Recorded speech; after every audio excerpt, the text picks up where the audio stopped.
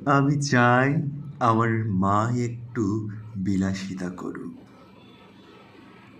মা, তুমি কি কখনো নিজেকে নিয়ে ভেবেছ?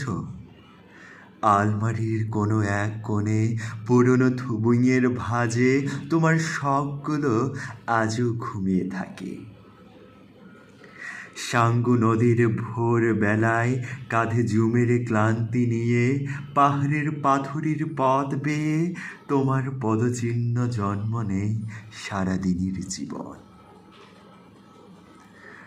তোমার নিজের শখ বলেই তো কিছু আছে, সেগুলো কি হারিয়ে গেছে নিঃশব্দ দায়িত্বের ভিতরে?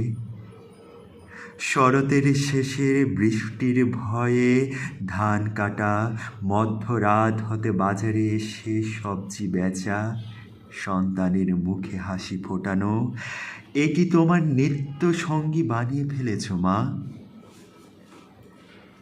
যেদিন বাবার হাতটি ধরে সংসারের হাল ধরেছিলে, যেদিন প্রথম সন্তানের মুখের হাসিতে তুমি মুচকি হেসেছিলে, সেদিন কি তোমার সমস্ত চাওয়া গলে গিয়ে অন্যদের প্রয়োজন হয়ে উঠেছিল?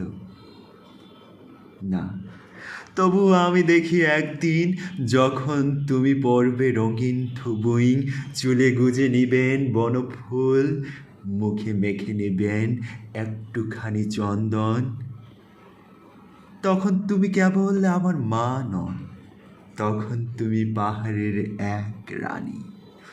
তোমার সেই শান্ত মুখের দিকে তাকিয়ে আমার ভেতরটা নিঃশব্দ কেঁপে ওঠে,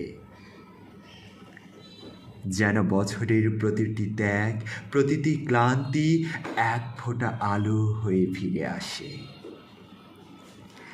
আমি চাই আমার মা একটু বিলাসিতা করুক, নিজের জন্য কিনুক নতুন করে আঙ্গি, নদীর ধারে পুরনো বন্ধুদের সাথে আবারও জমিয়ে আড্ডা করুক,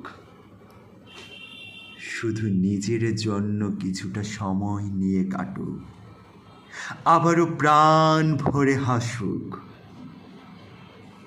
জীবন কেবল অন্যের জন্য জ্বলে ওঠা আলো নয় মা, জীবন মানে মাঝে মধ্যে নিজেকে আলতো করে জড়িয়ে ধরা। মা, তুমি পাহাড়ের মতো শক্ত, নদীর মতো ধীর, এবার একটু থামো, একটু হাসো।